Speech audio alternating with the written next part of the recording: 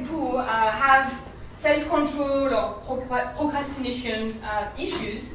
And often this comes in the way of our most well-thought-out plans, the plan that we make for ourselves and our lives. But yet, often these insights are not taken into account in the design of programs that ultimately all deal with individuals like you and me. So I'm going tonight to tell you about some of the IPA projects that take some of these insights into account when designing and evaluating programs.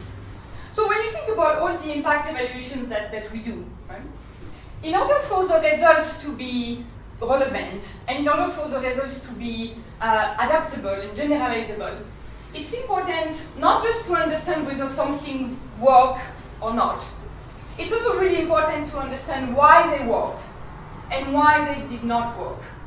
The results are really exciting. The savings, the deposits amount increased by about 30% for those people who had access to the labeled savings account. Again, it's a remarkable finding because it's the cheapest intervention you can think of for a bank who is offering savings accounts anyway. Just have people give a name to the savings account. Behavioral insights can help us understand people's behaviors better because unlike the traditional economic model, they take into account the fact that people don't always behave rationally and that self-control, procrastination, and attention come in the way. How would you rate social behavior when you compare people acting as a group and when people act as individuals? But I think when you talk of incentives people think of themselves as individuals as compared when you look at now that savings and buying in advance.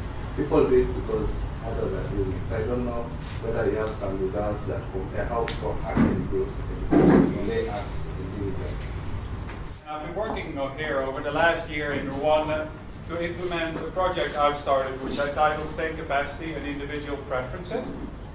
And at the highest level, what this research is about understanding ways in which we can improve the effectiveness of government policy. So this is really motivated by one fact. So if we look around the world, we see that developing countries, I take Rwanda here as an example, by and large manage to raise around 10, 14, 15% of GDP in taxes. Whereas developed countries, I take the Netherlands as an example here because that's where I'm from, manage to raise 40, 45, 48% of GDP in taxes. And an interesting question is to understand how these differences arise.